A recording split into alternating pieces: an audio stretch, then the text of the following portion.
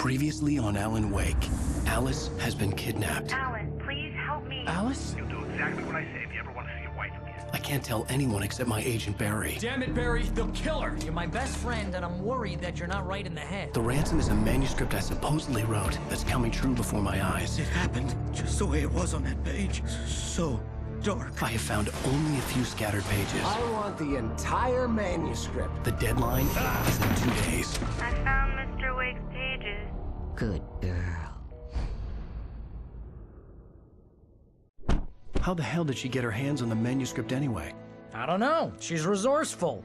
I told you you were too hard on her. Listen, I found out all sorts of interesting stuff while I was digging around. Yeah. Mr. Wake, it's Sheriff Breaker. We have an FBI agent here, Agent Nightingale. FBI? He's anxious to see you. You'd better come to the station. Okay, I'll be right over, Sheriff. Let's make this quick, huh? Help you folks? Name's Randolph. I'm the manager. We're looking for Rose. Works as a waitress down at the diner. Rose, sure. Nice girl. Who wants to know? I'm Alan Wake. The writer, huh? I heard on the radio you were visiting. Well, I'll show you her trailer. That Rose, she's a nice girl. Always pays her rent on time. As I was saying, Al, I found all sorts of weird stuff from the local newspaper's archives. This place is crazy. Disappearances, mysterious deaths, urban legends come true, and get this, most of this stuff takes place around Cauldron Lake. Well, you ain't wrong, mister. The Indians thought the lake was a doorway to the underworld. I'm the God-fearing type myself. I don't hold with that sort of thing.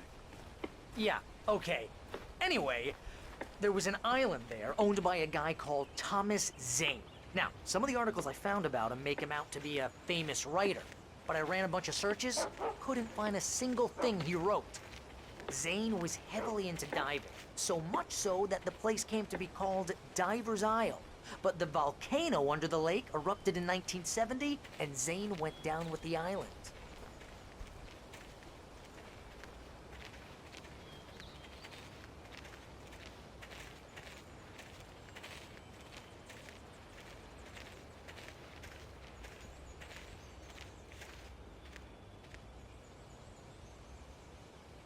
It gets better. A local girl, Barbara Jagger, drowned in Cauldron Lake just a week earlier. They were lovers. Sure, Jagger's a local spook story. The Scratching Hag. Comes for you in the dark. Childish stuff like that.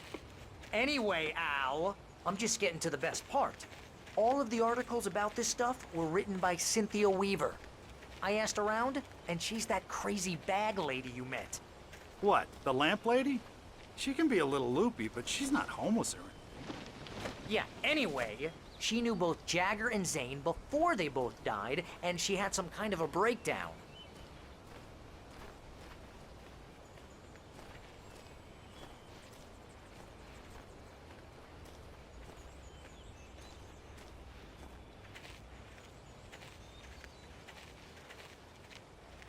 Well, mister, this here's Rose's trailer.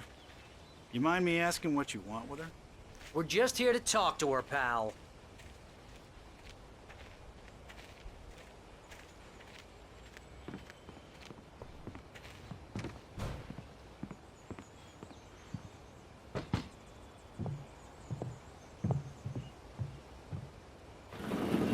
Welcome to... Oh dear, Mr. Wake. I'm so glad you're here. Rose, you have my manuscript? Oh. Oh, yes. Yes. Please, come in. Hey, this is really good. Rose, Yes, my manuscript. I really need it. I understand. I know what you need. A muse to inspire you. Oh, for Barry? She doesn't have anything. Yeah, hey, Al? Al, what's... Oh... Barry! What? What?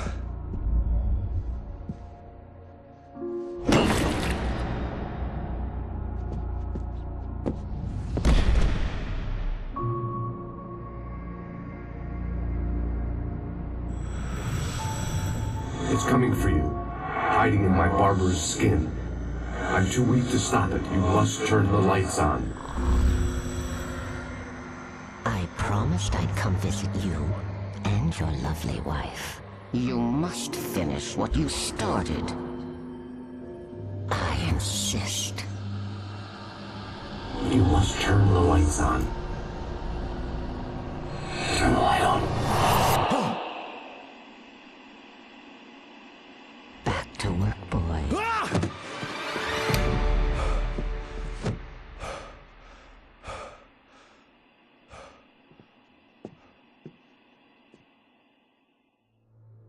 I felt nauseous, hungover.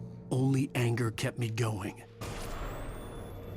I can't tell reality from dream anymore, but it seems I have an imaginary editor to help me. She's an old woman in a funeral dress. I call her Barbara Jagger. She's very strict. I'm writing faster and faster. My manuscript is being heavily revised. The edits are getting very aggressive, and each day there's less of me and more of her. I hate it, but I know she's right. She promises me I can save Alice this way. She knows more of this than I do. About the complex incantation I'm attempting. About this place.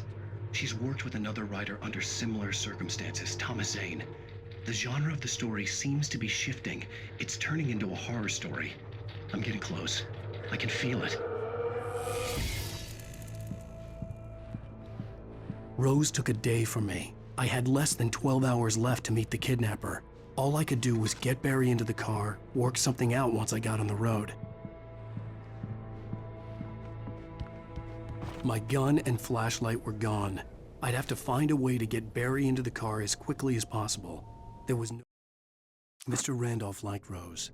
That little smile she had. How she was still sweet when life had tried so hard to make her bitter. It wasn't any of his business what she did in her trailer. But those strangers, the writer and his smart-ass sidekick, looked like trouble. And they'd been in there for hours, way past her normal bedtime. He reached for the phone and called the sheriff's station. No time to waste.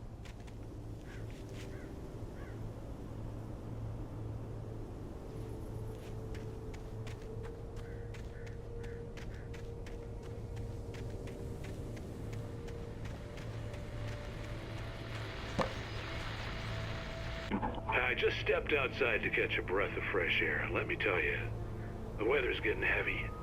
Nights like this make me especially glad I'm here talking to you and not home in bed. Once the weather takes a turn like this, I can't sleep at all. It's all tangled bed sheets and dark thoughts, punctuated by the occasional plunge into nightmare. Is it just me? Well, perhaps it is. But I hope I can make the night a little bit easier to get through. Caller, you're on KBF FM. Hey, Pat, it's Walt Snyder. What's on your mind, Walt?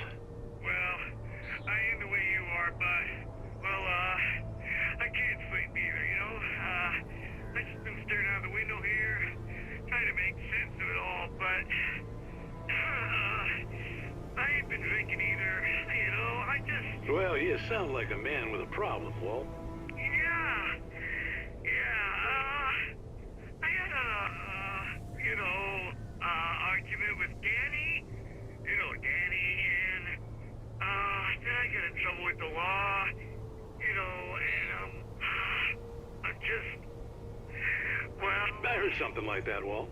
Yeah, well, he's, Danny's my best friend, and, they let me on bail today, and now I'm just alone here at the window, waiting. Man, and there's something in the air tonight, man.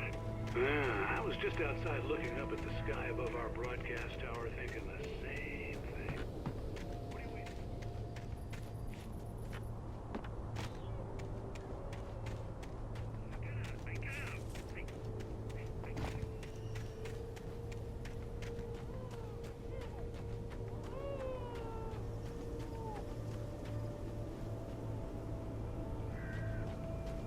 Oh, you're gonna get it now. God knows what you've done to that poor girl. This is Agent Nightingale, FBI! Get him up, Hemingway! You're under arrest! You move a muscle, I'll unload right in your goddamn face! Stay right where you are, Lane!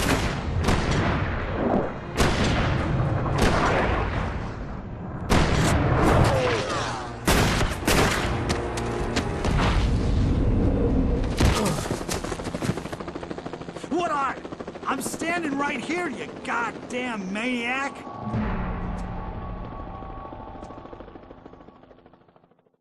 I hated to leave Barry behind, but there was no way I'd miss my appointment with the kidnapper. Give it up, Mr. Wake. Come on. Take it easy on it.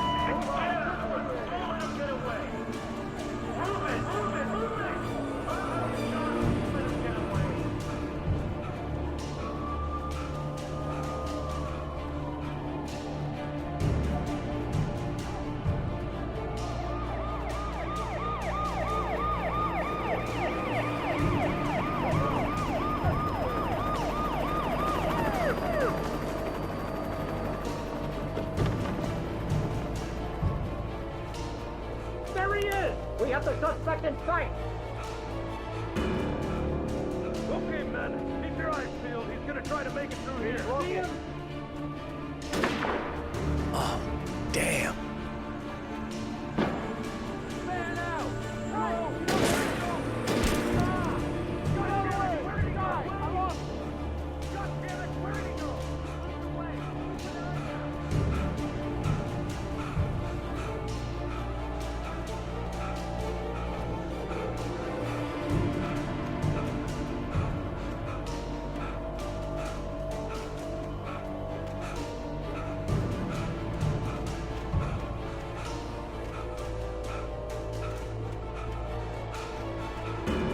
He's gone. Come on, guys. We need to head him off. For decades, the darkness that wore Barbara Jagger's skin slept fitfully in the dark place that was its home and prison. It was hungry and in pain. It dreamed of its nights of glory when the poet's writing had called it from the depths and given it a brief, terrible taste of power and freedom.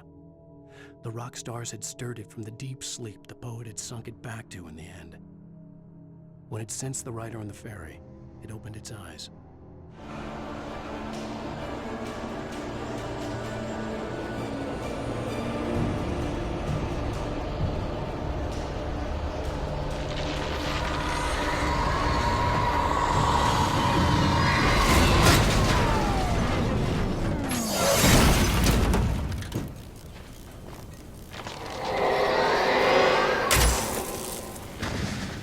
Come in, Agent Nightingale. This is Sheriff Breaker. Over. Nightingale, over. What on earth?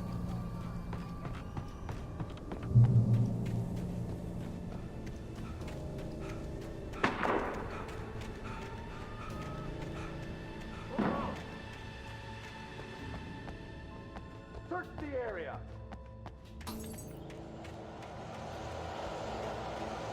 Stay sharp. This way. Over here.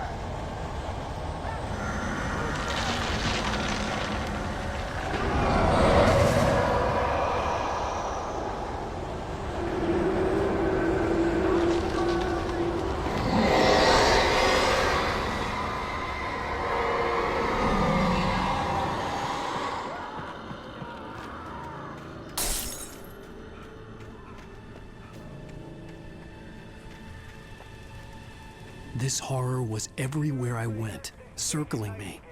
The cops didn't stand a chance. They were after a writer, not a monster.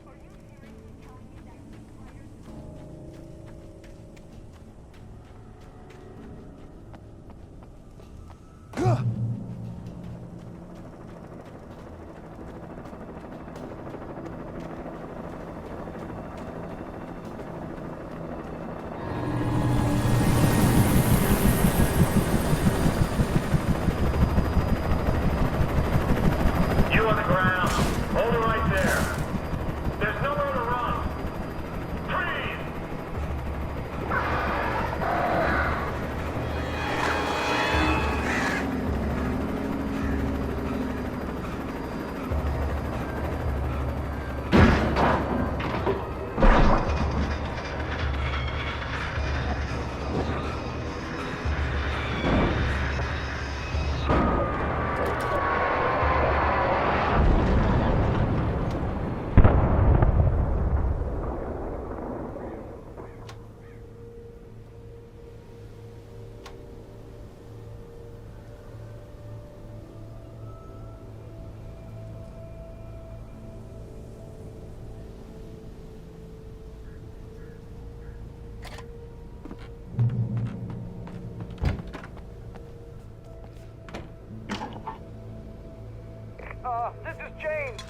Mulligan, Thornton, come in, over!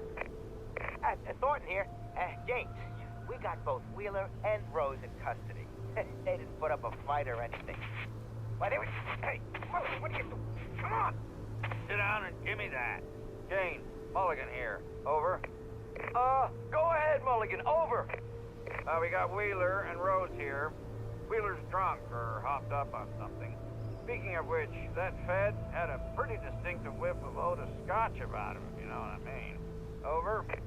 I don't have anything on that, Deputy Mulligan. Over. Well, whatever. Anyway, Rose is just being plain weird here. You better get Doc in to take a look at both. Over. Gotcha. You better get them here quickly. The Fed's gonna want to interview Wheeler. Over. Oh, yeah, that looks like they have a lot in common. Mulligan out. I could see the lights of the radio station in the distance.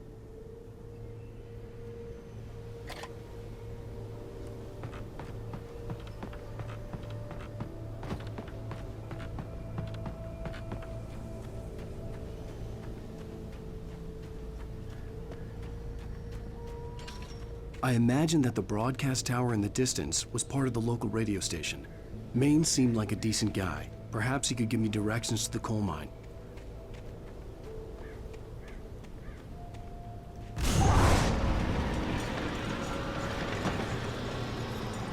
Unnatural shadows clung to the gate. The darkness that was after me was trying to stop me. I wouldn't get through without a light.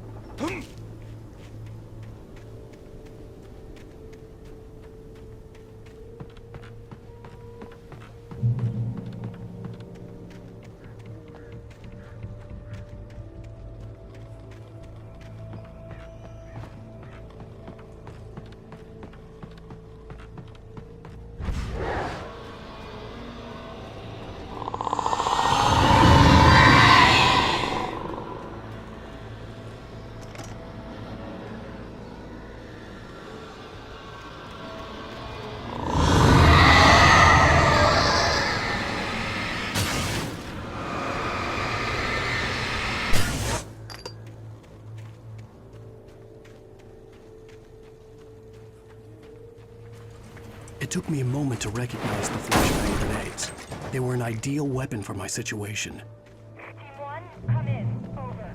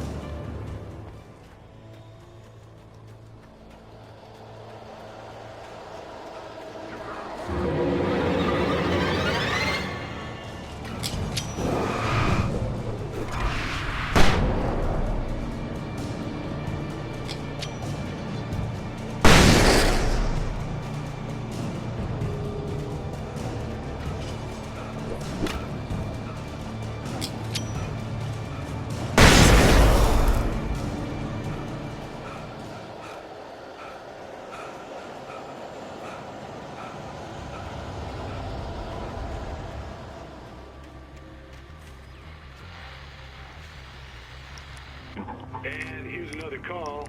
You're on KBF-FM with Pat Maine. It's Milt Peabody, Pat. What's on your mind, Milt? Well, I live near the trailer park, Pat, and there's a big ruckus going on over there. Well, that's just up the road from me, too. What's going on, do you know? I don't know, but there's a bunch of police cars there, lots of sirens, a helicopter buzzing around, and I think I heard some gunshots. Gunshots? Yes, sir, like from a pistol. So can you find out what's going on? 'cause it's just next door and they're popping off guns there. They're still shooting? No, it was maybe 10, 15 minutes ago. It sounds serious, Pat. I'm telling you, it don't sound like no party. Well, I'm certainly going to give the station a call, Milt. Okay. You'll hear it here as soon as I hear from them. Okay, thanks.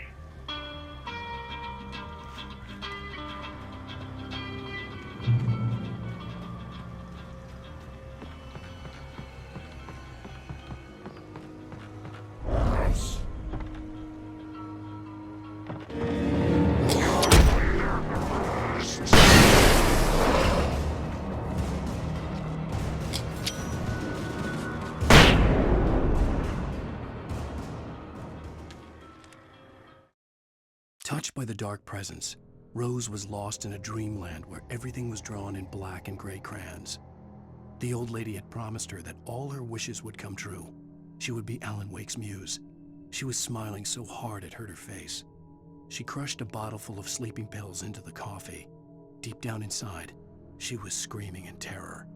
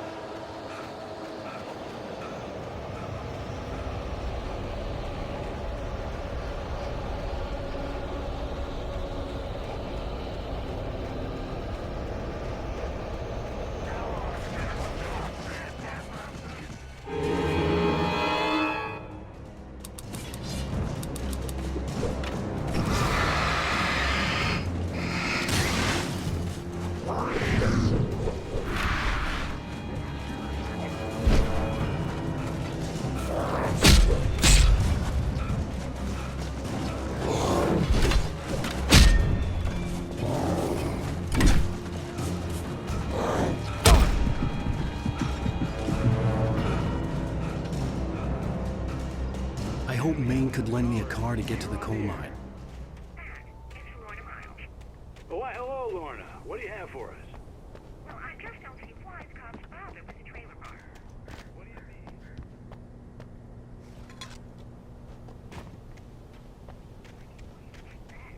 The sheriff should be helping us normal citizens instead of wasting resources on those people. Well, They'll have to try to sort themselves out. I'm sorry, but my granddaddy settled in Bright Falls in 1911. well, thank you very much for that compassionate viewpoint, Lorna. Oh, here's a little surprise. The famous writer Alan Wake just walked in. Folks, I'm going to see if I can talk him into an interview. Come on in, Mr. Wake. Oh, I'm so glad you could find the time to do this, Mr. Wake. Nowhere to run now, Dan Brown. You back away from me. Don't hurt it. Whoa, whoa, whoa. Everyone calm down. Put the gun down. We're all friends here, right? Cool your jets, Nightingale. We got him. Judas Priest! What the hell's the matter with you? There's a civilian in there.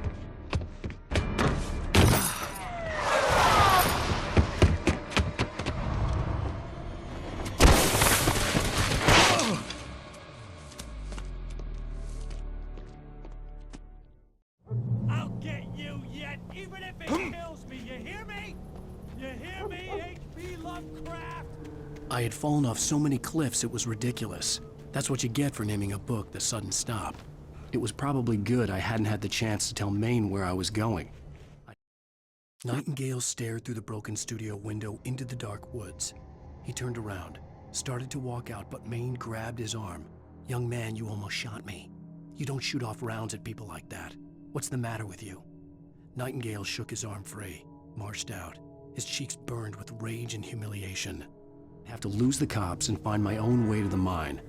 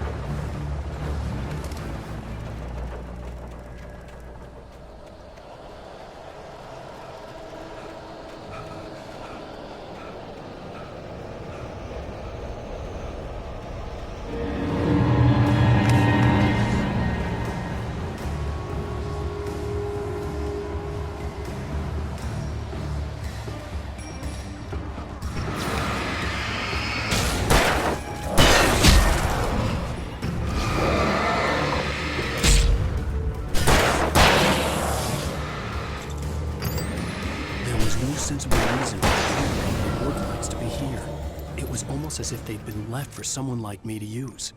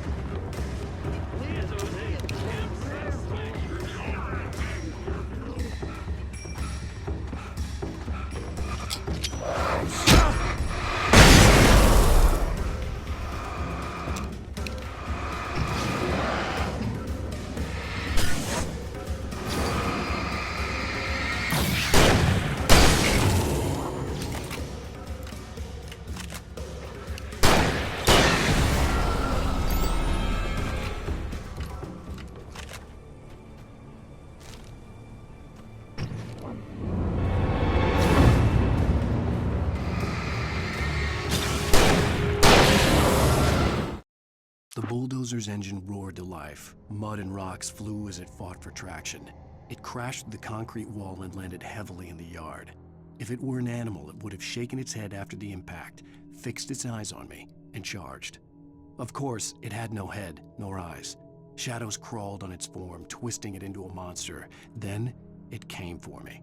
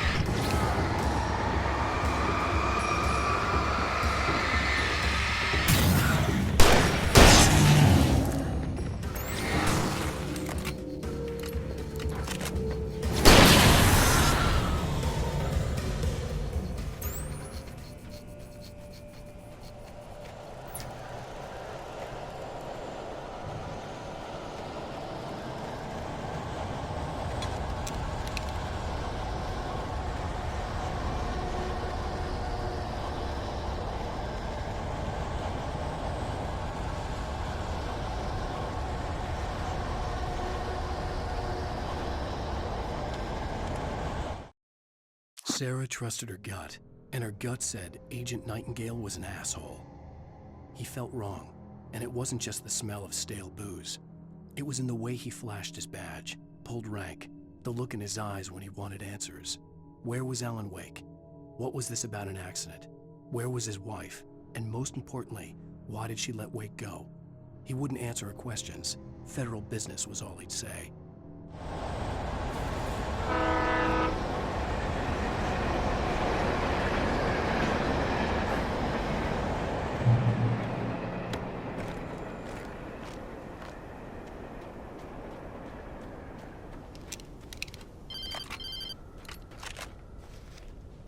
Hello? The most stubborn man I've ever met. Alice? Alice? Alan, I'm so afraid. He keeps me in the dark. Please help me. I look at you, Alan, and it's not you. Something else. Looking out from behind your eyes. Alice, I'm here. I'm so alone here. It's all gonna go to hell. You need to be careful. Cooperate. The connection had been terrible, but that wasn't the only thing that hadn't been right with the call. She sounded wrong somehow, but she had called me. The pipe wrenched itself loose from the bridge's steel framework. Wrapped in darkness, it floated in midair, twitching. For a moment, I didn't understand what I was looking at. The heavy object lurched at me with impossible force. I threw myself out of the way, but just barely. When I turned my flashlight on it, it shook in a dark rage before it flew at me again. I could see a railway bridge up ahead and a warehouse of some sort on the opposite shore. I hoped I could find a car from there.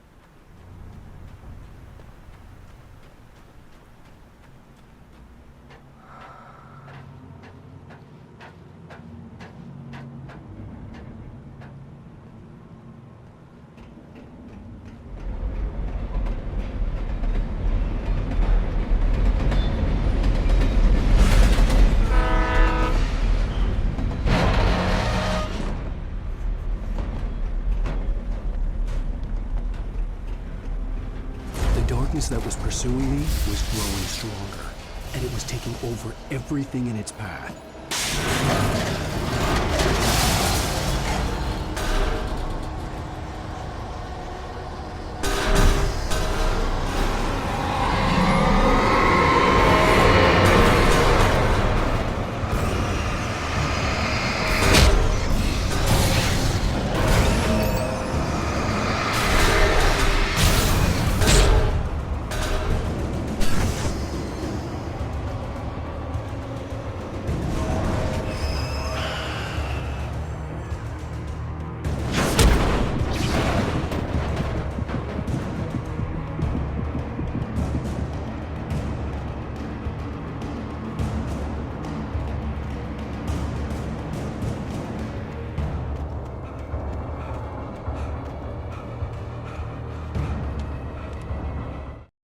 I slammed the door shut right in his smug face.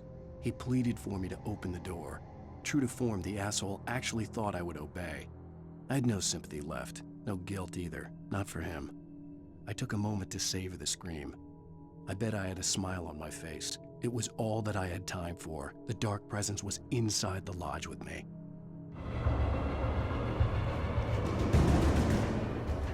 As a teenager, just starting to get interested in writing, Stephen King had been a source of inspiration to me. I thought about all the inanimate objects that had come to life in his books. No one is safe in a good horror story. Certainly not the protagonist. That's what makes them fun. This was anything but. The darkness could possess anything, and it was getting closer.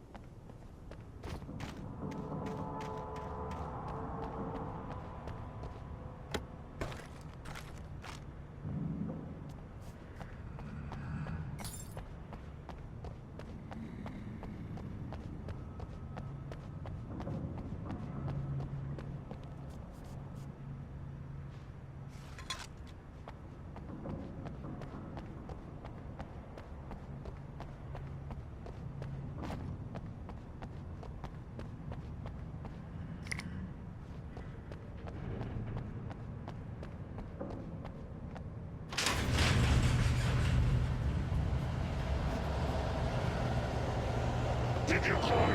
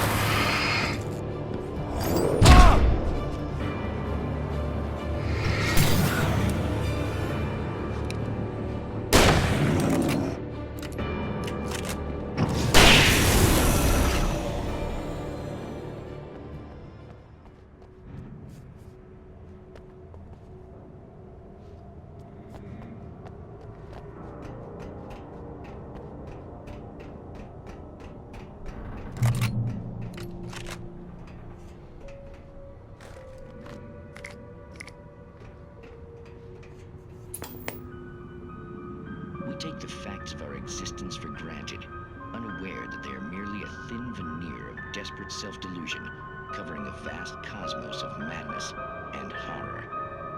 All too often, the stars are right. In Night Springs. Tonight's episode, A Family Occasion. Journalist Alvin Derleth's trip to study the local customs of an insular community in Night Springs has been less than successful. Until tonight. Well, I'm glad you changed your minds about this. Ancient customs, local mythology. My editor loves this kind of stuff. Well, Mr. Derleth, we don't want to feel like we're on exhibition. But you have demonstrated the seriousness of your intent.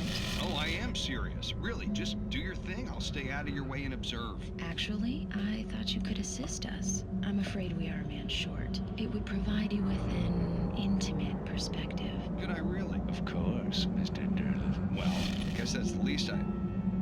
What would I have to do? Oh, here. Let me show you with a kiss.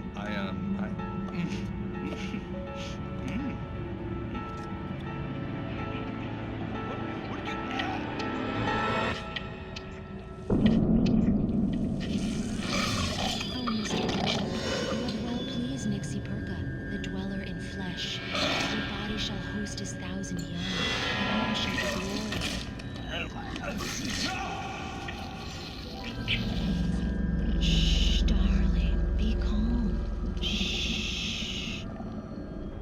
Alvin Derleth learned a harsh lesson. If you go looking for mythology, it may come looking for you.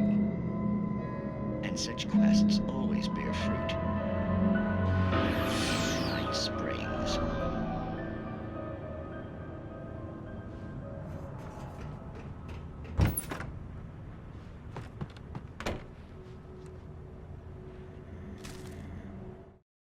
The darkness surged towards me, sucking everything loose from the ground into its depths, tugging at my clothes.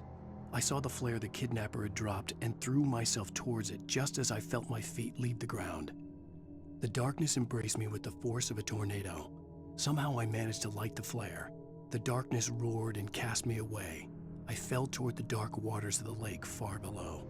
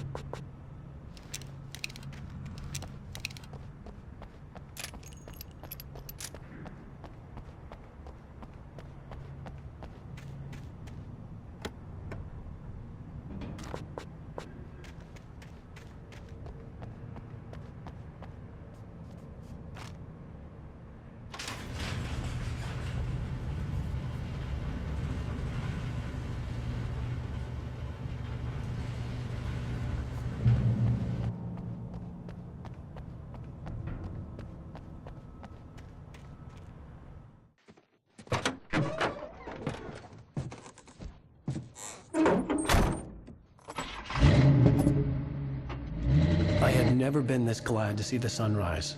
I had a couple of hours to get to the coal mine.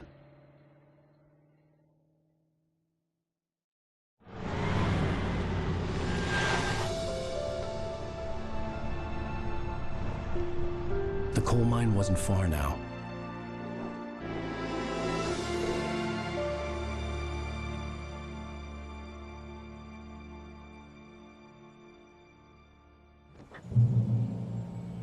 Today, I would meet the kidnapper, and he would give me Alice. I wouldn't give him any other choice. A drowning man will clutch at a straw.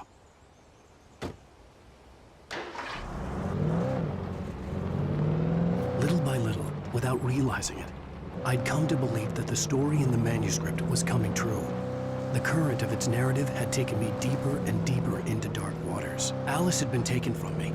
Barry was probably in jail. I was a fugitive from the FBI. The whole world taken over by the Dark Presence was trying to destroy me. It all felt real, but it matched a textbook case of insanity.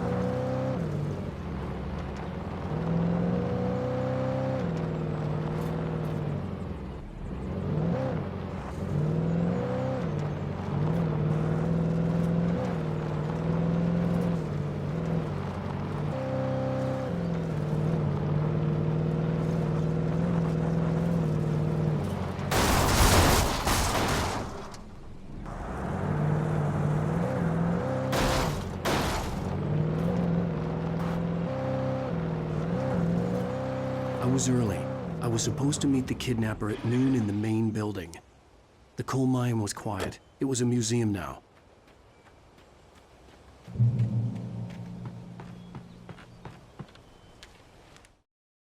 With Nightingale gone and the night wind blowing in through the broken studio window, Maine stared at Sarah. The sheriff looked away. Maine's voice shook with barely controlled anger. That boy's doing more drinking than thinking. I hope you know what you're doing, Sarah. He's got a sickness in his eyes. You take my word for it. He wants Wake for a reason, and it's not for anything good.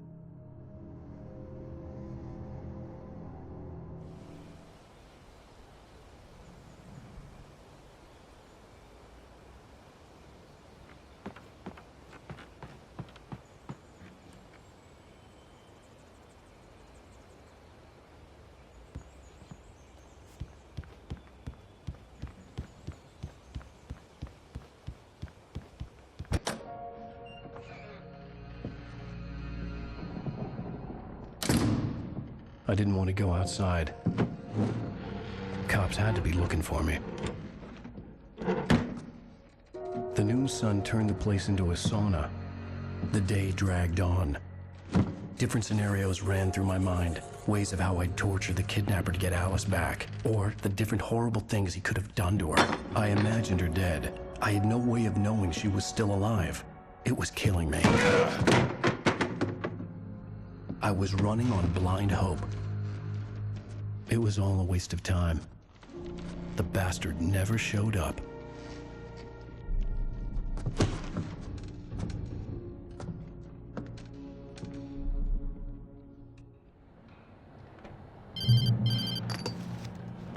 Wake! Where the hell are you? Change of plans. You know where Mirror Peak is? It's a big mountain north of where you are. You follow the path from the mine, you can't miss it. There's a lookout point there. I'll be waiting. I'm through being jerked around You by want you. to see your wife alive? Because if you do, you better watch what you say to me. Do we understand each other? I want to talk to Alice. Yeah, and I want the manuscript. Don't keep me waiting, Wake. Hello? Hello! Ah! I'm gonna kill him! I had to get to Mirror Peak.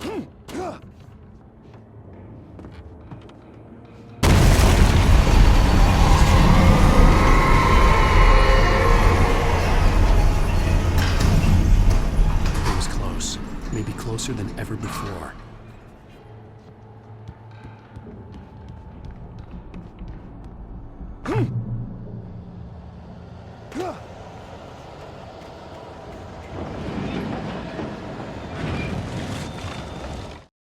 When Thomas Zane fell for Barbara Jagger, it happened fast. She was young, vibrant, and beautiful, full of life. He had never been a very happy man, and without any seeming effort, she had changed all that. Zane felt good for the first time in his life.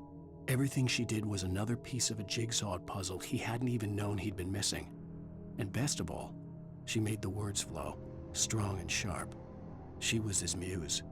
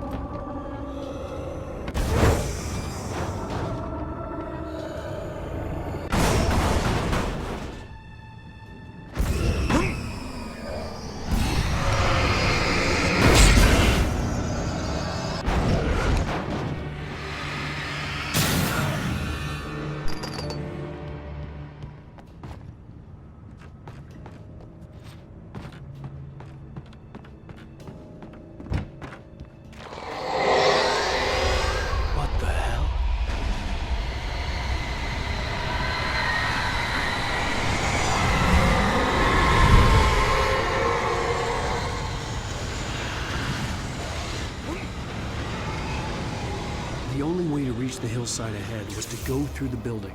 I had to find a way to avoid electrocution.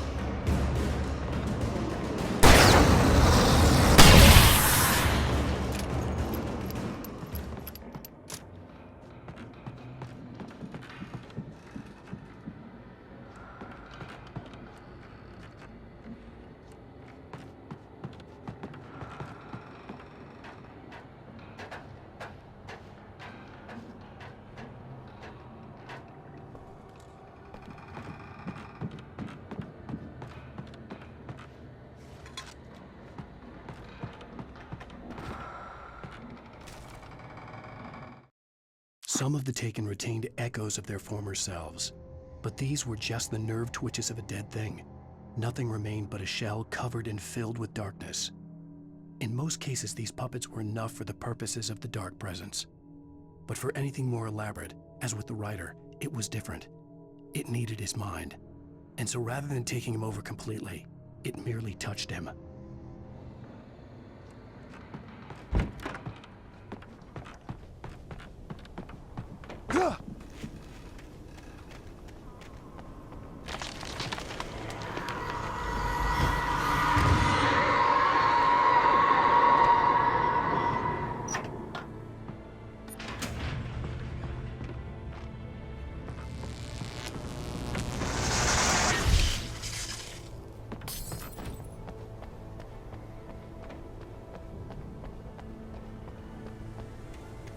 There was no way the flashbang grenades were standard power company equipment.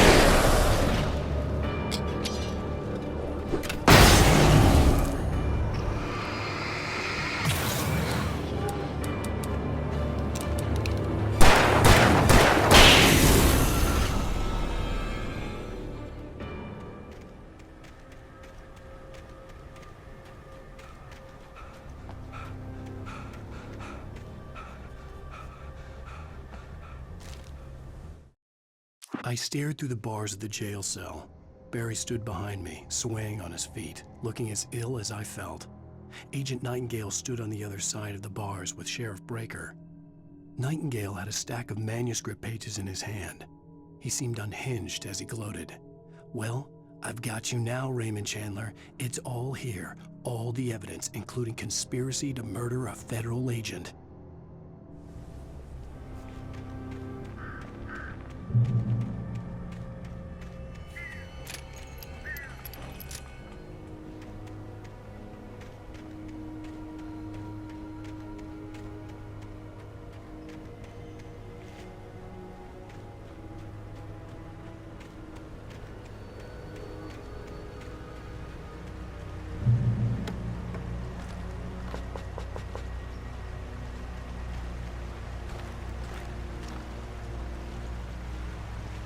I had no real plan.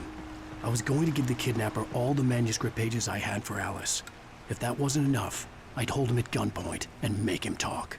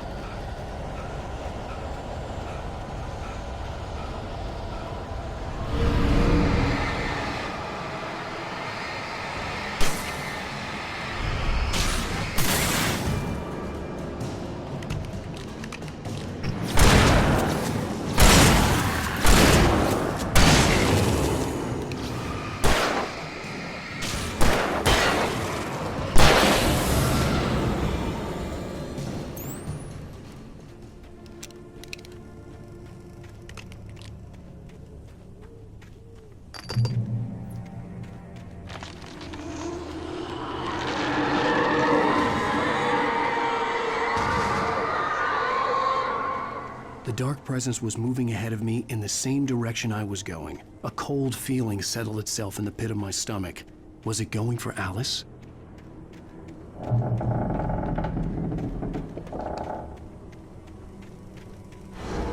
The graveyard shift may cause cancer.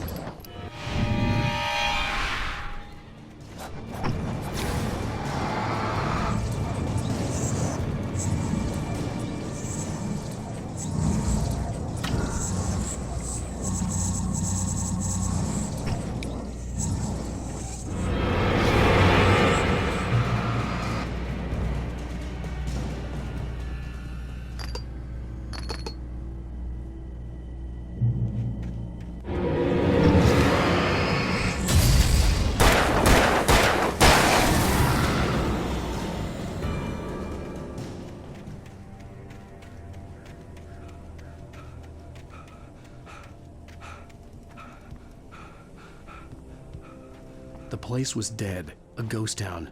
Had been for decades, maybe a century.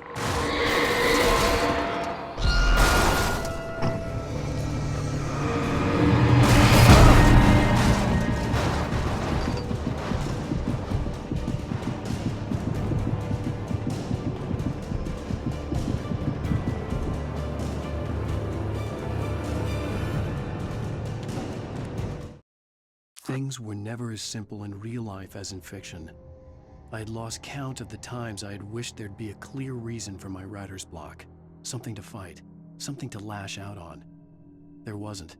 I was filled with doubt. I was nothing like the hero in my books. Alex Casey had gone through his life with single-minded determination, never wavering from his goal. Even now, I was angry at myself, angry at Alice, angry at Barry. I was fumbling and I had no plan.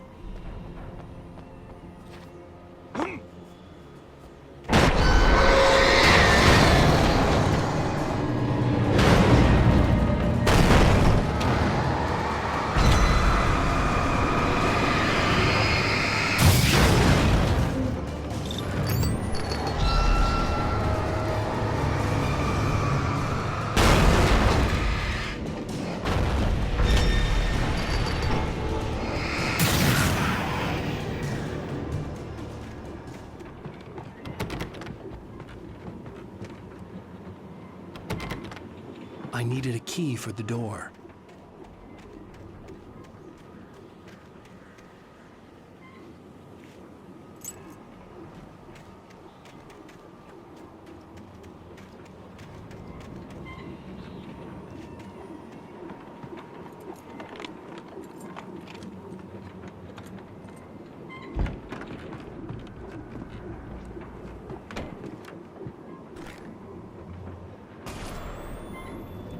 Anything outside of writing is a struggle.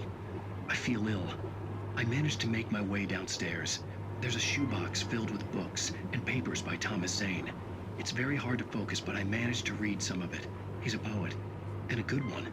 He writes of muses and creators summoning fabulous things from a magic lake, using his powers to shape the world of a realm of gods and dreams and demons, dark things that wait for a chance to slip through, wearing the flesh of men as disguise. Zane writes about himself, his girlfriend being taken over by a dark presence, about growing scared of the lake. Zane believes it's a mirror to the gaping void of darkness above, where some Lovecraftian presence lurks. I crawl back upstairs. I'll borrow these things for my story. They ring true. They fit.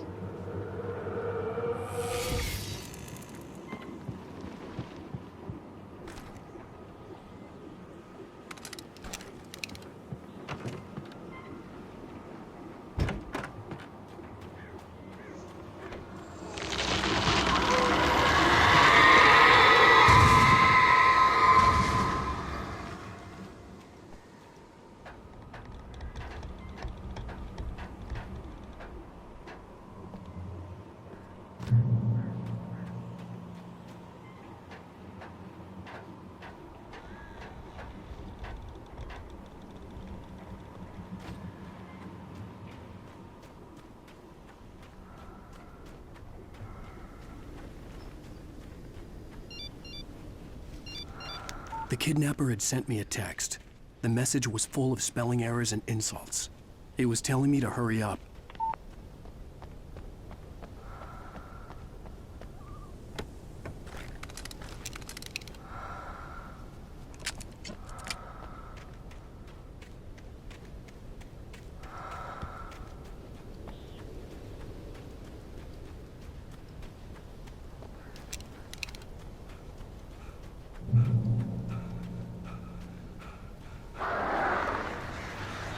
Birds.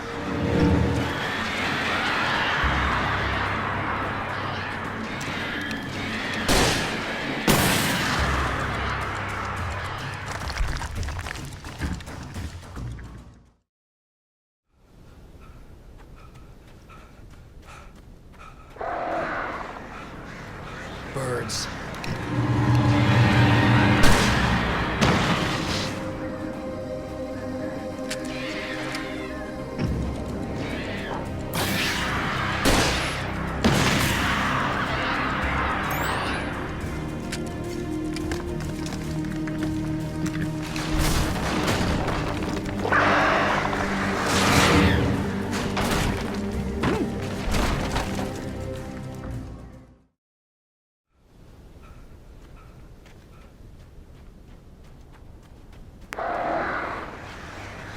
Birds.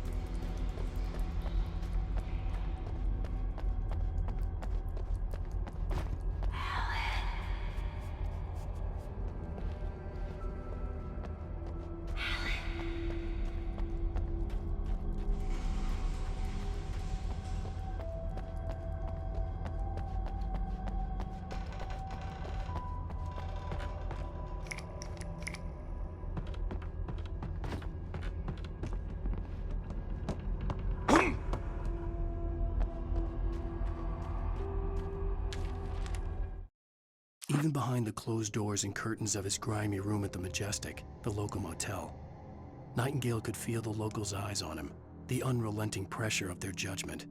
He forced it out of his mind. For all he knew, they could all be under Wake's spell already. You do what you have to do to get the job done. He took comfort from the bottle in his hand. Please, he thought, just let me get through this.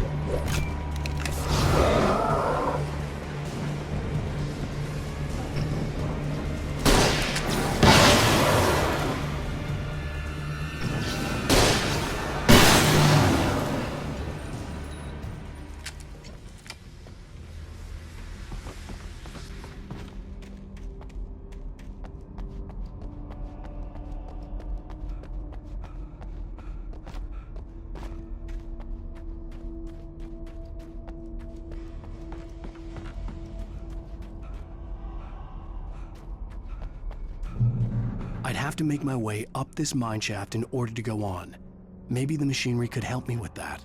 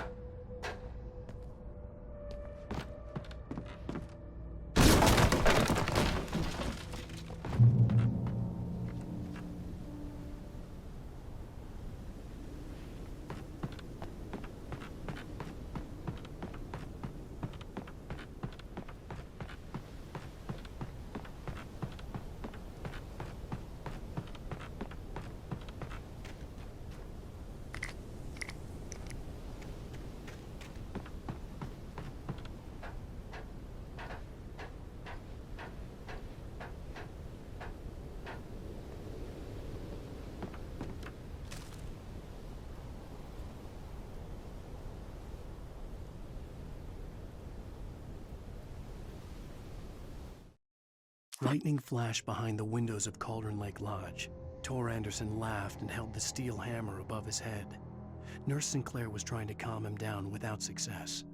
Tor grinned madly and shouted, "My hammer's up.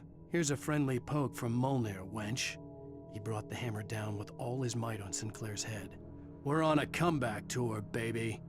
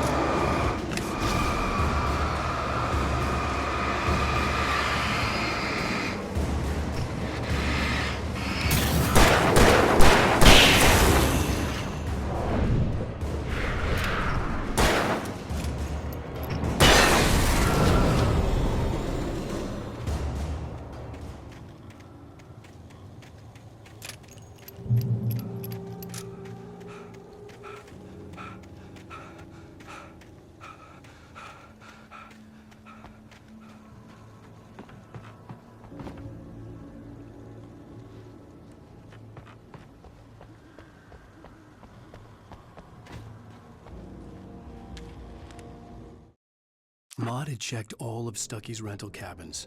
There had been no sign of the Wakes. It was dark when he'd found their car parked at the end of the road by Cauldron Lake. It made no sense. They must have taken a wrong turn, but there was no sign of them, and the car had been there for hours already. Frustrated, Mott stood on the rotten ruin of the footbridge that had once led to Diver's Isle before it sank beneath the waves years ago. The boss wouldn't be happy.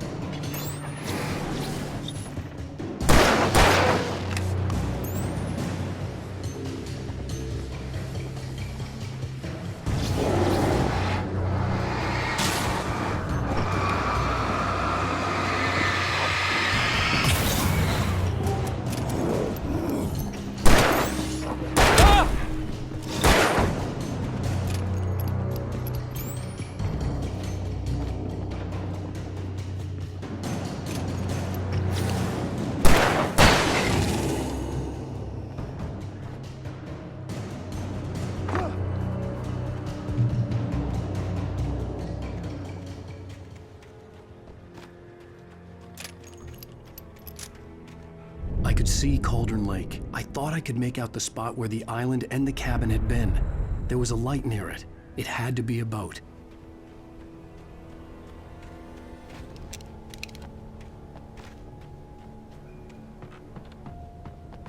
I was close now. I had to get there fast.